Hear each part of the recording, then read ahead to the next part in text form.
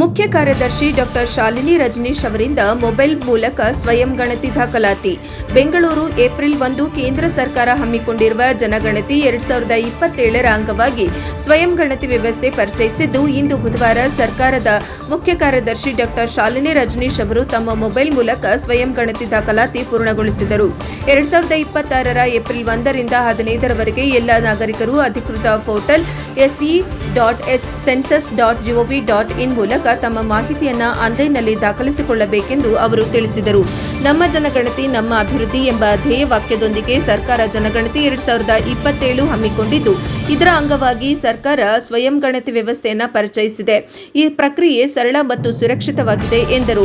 Mobile ಸಂಖ್ಯೆ ಮತ್ತು OTP ಮೂಲಕ ಸುಲಭವಾಗಿ 5 ರಿಂದ 10 ನಿಮಿಷಗಳಲ್ಲಿ ಸ್ವಯಂ ಗಣತಿ ಪೂರ್ಣಗೊಳಿಸಬಹುದಾಗಿದೆ ಎಂದು ತಮ್ಮ ಅನುಭವ ಹಂಚಿಕೊಳ್ಳುತ್ತಾ, ಪ್ರಕ್ರಿಯೆ ಪೂರ್ಣಗೊಂಡ ನಂತರ ನಿಮ್ಮ ಅರ್ಜಿಯ ಸಂಖ್ಯೆ ದೊರೆಯುವುದು. ಈ ಸಂಖ್ಯೆಯನ್ನು ಏಪ್ರಿಲ್ 16ರಿಂದ ಮೇ 15ರವರೆಗೆ ಮನೆ ಮನೆಗೆ ಭೇಟಿ ನೀಡುವ ಗಣತಿದಾರರಿಗೆ ನೀಡುವಲ್ಲಿ ಗಣತಿದಾರರು ಸ್ವಲ್ಪ ಸಮಯದಲ್ಲಿ ಗಣತಿ ಪೂರ್ಣಗೊಳಿಸಲು ಹಾಗೂ ಯಾವುದಾದರೂ ತಿದ್ದುಪಡಿ ಇದ್ದಲ್ಲಿ ಮಾಡಿಕೊಳ್ಳಬಹುದಾಗಿದೆ ಎಂದ ಅವರು, ಒಂದು ವೇಳೆ ಮೊಬೈಲ್ ಅಥವಾ ಕಂಪ್ಯೂಟರ್ ಇಲ್ಲದಿದ್ದಲ್ಲಿ ಸಮೀಪದ ಕಂಪ್ಯೂಟರ್ ಕೇಂದ್ರಗಳಿಂದ ಅಥವಾ ಸ್ನೇಹಿತರ ಮೊಬೈಲ್ನಿಂದ ಮಾಹಿತಿ ಸಲ್ಲಿಸಿ ನೋಂದಣಿ ಸಂಖ್ಯೆಯನ್ನು ಪಡೆಯಬೇಕು ಎಂದು ಹೇಳಿದರು. ಜನಗಣತಿ ನಮ್ಮ ರಾಜ್ಯ ಮತ್ತು ದೇಶದ ಭವಿಷ್ಯ ರೂಪಿಸುವ ಮಹತ್ವದ ಕಾರ್ಯ. ಇದು ದತ್ತಾಂಶ ಆಧಾರಿತ ನಿರ್ಧಾರಗಳಿಗೆ ಸಹಾಯ ಮಾಡುತ್ತದೆ. ಆರೋಗ್ಯ, ಶಿಕ್ಷಣ, ವಸತಿ ಮತ್ತು ಮೂಲಸೌಕರ್ಯ ಕ್ಷೇತ್ರಗಳಲ್ಲಿ ಸಮರ್ಪಕ ಸಂಪನ್ಮೂಲ ಹಂಚಿಕೆಗೆ ದಾರಿ ತೋರುತ್ತದೆ.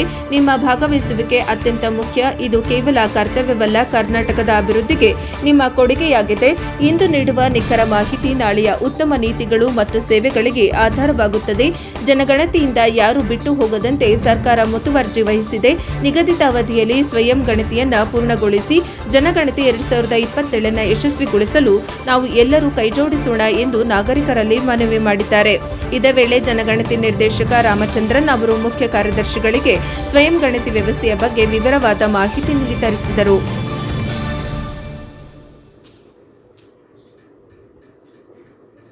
ನಮಸ್ಕಾರ, ನಾನು ಶಾಲಿನಿ ರಜನೀಶ್, ಮುಖ್ಯ ಕಾರ್ಯದರ್ಶಿ, ಕರ್ನಾಟಕ ಸರ್ಕಾರ. ಇವತ್ತು 1ನೇ ಏಪ್ರಿಲು. ನಾವು ಬಹಳ ಮುಖ್ಯವಾದಂಥ ಒಂದು ಹೆಜ್ಜೆಯನ್ನು ಕಾಲಿಡ್ತಾ ಇದ್ದೀವಿ. ನಮ್ಮ ಸಂವಿಧಾನದಲ್ಲಿ ಲೋಕತಾಂತ್ರಿಕ ವ್ಯವಸ್ಥೆಯಲ್ಲಿ ಜನರಿಗಾಗಿ, ಜನರಿಗೆ, ಜನರಿಂದ ಆಡಳಿತಾತ್ಮಕ ವ್ಯವಸ್ಥೆಯನ್ನು ಮಾಡಬೇಕು ಅಂತ ತಿಳಿಸಲಾಗಿದೆ. ಅದರಂತೆ ನಾವು ಜನರಾಗಿ, ಅಂದರೆ ಸಾರ್ವಜನಿಕ ನಾಗರಿಕರಾಗಿ ನಮ್ಮ ಜವಾಬ್ದಾರಿ ಏನು ಅಂತ ತಿಳ್ಕೊಳ್ಬೇಕು. ಅಧಿಕಾರಗಳ ಬಗ್ಗೆ ನಾವೆಲ್ಲರೂ ತಿಳ್ಕೊಂಡಿರ್ತೀವಿ, ಆದರೆ ಜವಾಬ್ದಾರಿಯೂ ಅಷ್ಟೇ ಮುಖ್ಯ. ಉದಾಹರಣೆಗಾಗಿ ನಾವು ಪ್ರತಿ ಸಲ ಯಾವುದೇ ಒಂದು ಚುನಾವಣೆ ನಡೆದಾಗ ನಾವು ನಮ್ಮ ವೋಟನ್ನು ಹಾಕಲೇಬೇಕು ಅಂತ, ಇದು ನಮ್ಮ ನಾಗರಿಕ ಜವಾಬ್ದಾರಿ. ಅದೇ ರೀತಿ ದಶಕದಲ್ಲಿ ಒಂದು ಸಲ ನಮ್ಮ ದೇಶದಲ್ಲಿ ಒಂದು ಜನಗಣತಿ ವ್ಯವಸ್ಥೆಯಲ್ಲಿ ನಾವು ಸಕ್ರಿಯವಾಗಿ ಪಾಲ್ಗೊಳಿಸುವುದು ಕೂಡ ನಮ್ಮ ಜವಾಬ್ದಾರಿ. ಇದರಿಂದ ನಮಗೆ ಏನ್ ಪ್ರಯೋಜನ ಆಗತ್ತೆ ಅಂತ ಪ್ರಶ್ನೆ ತಮ್ಮ ಮನಸ್ಸಲ್ಲಿ ಉದ್ಭವ ಆಗುತ್ತದೆ. ನಮ್ಮ ಈ ಜನಗಣತಿಯಲ್ಲಿ ನಾವು ಪ್ರತಿಯೊಬ್ಬ ನಾಗರಿಕರ ಮನೆಯ ವಸ್ತುಸ್ಥಿತಿ ಏನು ಅಂತ ಅದರ ಬಗ್ಗೆ ತಿಳ್ಕೊಳ್ತೀವಿ. ಅದ ನಂತರ ಅವರ ಮನೆಯಲ್ಲಿ ಇರ್ತಕ್ಕಂಥ ಎಲ್ಲ ಸದಸ್ಯರ ಬಗ್ಗೆ ಕೂಡ ಮಾಹಿತಿಯನ್ನ ತಿಳ್ಕೊಳ್ತೀವಿ. ಈ ಮಾಹಿತಿ ಬಹಳ ಸುರಕ್ಷಿತವಾಗಿರ್ತದೆ. ಯಾಕೆಂದ್ರೆ ಸೆಕ್ಷನ್ 15 ಸೆನ್ಸಸ್ ಆಕ್ಟ್ ಪ್ರಕಾರ ಈ ಮಾಹಿತಿಯನ್ನು ಯಾರ ಜೊತೆಗೆ ಹಂಚ್ಕೊಳ್ಳಂಗಿಲ್ಲ. ಇದನ್ನ ಗುಪ್ತವಾಗಿ ಇಟ್ಕೊಳ್ಬೇಕಾಗತ್ತೆ. ಇದನ್ನ ಕೇವಲ ಅಭಿವೃದ್ಧಿ ಯೋಜನೆಗಳಿಗಾಗಿ ಅಥವಾ ಸರ್ಕಾರದ ವಿವಿಧ ಅಧಿಕೃತ ಯೋಜನೆಗಳನ್ನ ರೂಪಿಸಲು ಮಾತ್ರ ಉಪಯೋಗಿಸಬೇಕಾಗುತ್ತದೆ. ಈ ಸಲ ಬಹಳ ವಿಶೇಷ ಏನಂತಂದ್ರೆ, ನಾವು ಡಿಜಿಟಲ್ ಸೆನ್ಸಸ್ ಅನ್ನ ಮಾಡಕ್ ಹೊರಟಿದೀವಿ. ಅಂದ್ರೆ ನಾವು ಆನ್ಲೈನ್ ಮೂಲಕ ನಾವು ಈ ಮಾಹಿತಿಯನ್ನ, ಸೆನ್ಸಸ್ ಮಾಹಿತಿಯನ್ನ ತಗೊಳ್ಳಿಕ್ಕೆ ಹೊರಟಿದೀವಿ. ಹಿಂದೆ ತಮ್ಗೆ ನೆನಪಿರಬಹುದು, 2011ರಲ್ಲಿ ಈ ರೀತಿ ಶೀಟ್ಗಳನ್ನ ತಗೊಂಡು ಸೆನ್ಸಸ್ ಅಧಿಕಾರಿಗಳು ತಮ್ಮ ಮನೆಗೆ ಬಂದಿದ್ದಾರೆ. ಅವರು ತಮ್ಮ ಮಾಹಿತಿಯನ್ನ ಇದರಲ್ಲಿ ಪಡೆದು ತಮ್ಮ ಸಹಿಯನ್ನ ಮಾಡಿಸಿದ್ದಾರೆ. ಈಗ ಇದನ್ನ ಸ್ಮಾರ್ಟ್ ಫೋನ್ ಮೂಲಕ ಅಥವಾ ಲ್ಯಾಪ್ಟಾಪ್ ಮೂಲಕ ಅಥವಾ ಕಂಪ್ಯೂಟರ್ ಮೂಲಕ ನಾವು ಮಾಡ್ಲಿಕ್ಕೆ ಹೊರಟಿದ್ದೀವಿ.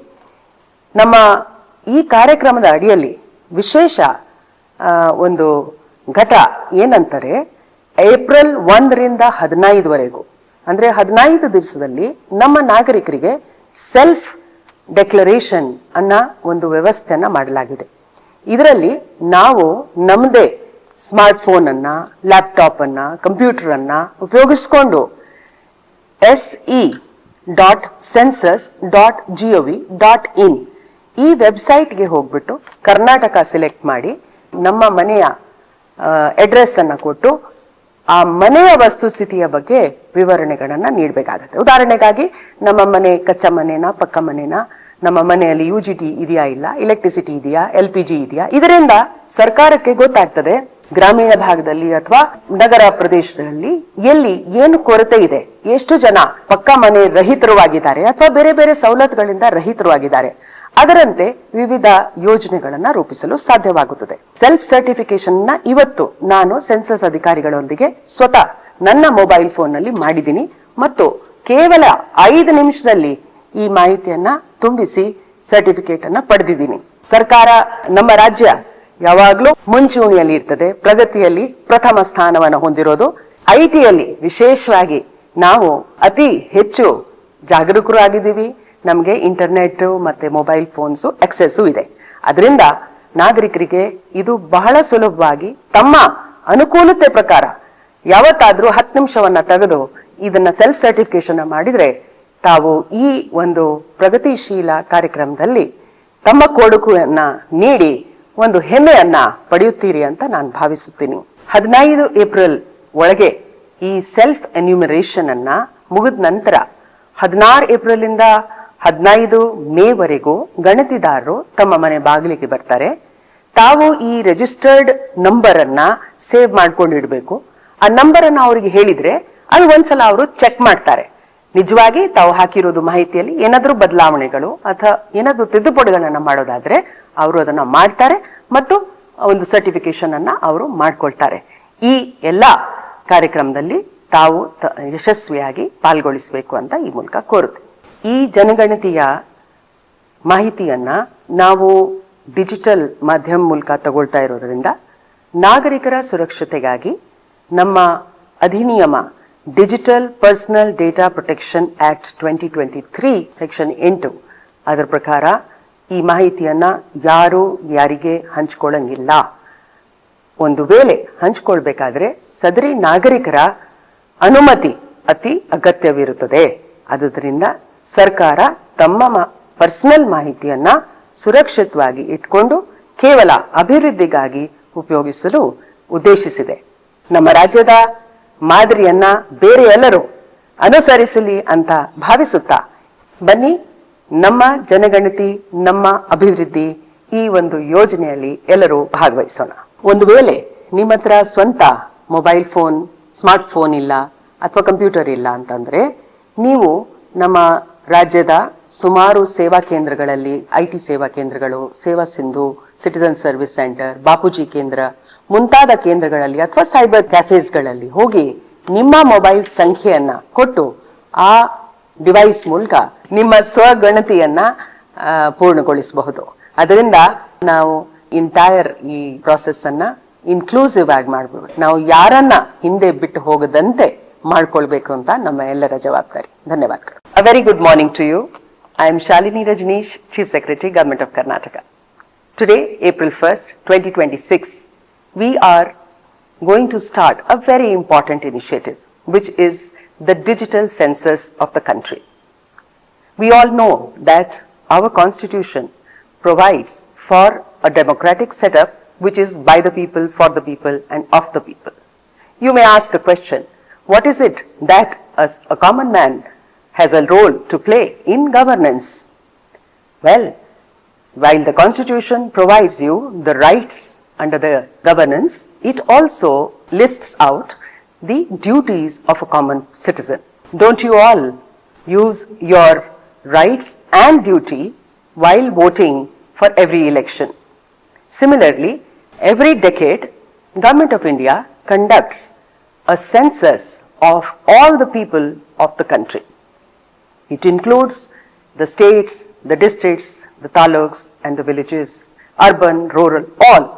This exercise is necessary for the government to know as to how many people are staying in which areas and locations, what is the condition of their living, particularly their housing, and the parameters like health and education of their people, so that with this data they are able to make suitable policies and programs and budgeting of these programs to ensure that the people of the country progress with the gaps in development being filled up.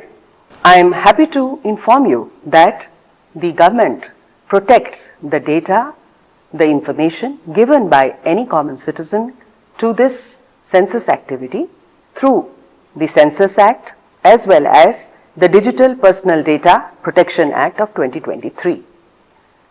The uniqueness of this particular census is that it is a digital census.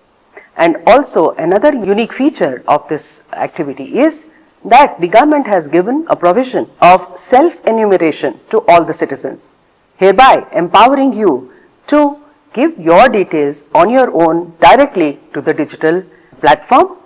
All you have to do is to go to se.census.gov.in, select Karnataka, put your address in the columns given and give the data of the questions asked about the housing conditions in which you are staying. You may be in a permanent house, in a rented house, you may not be having a UGT, and you may not be having an LPG connection. All these information are required to be filled up by you as per your actual situation.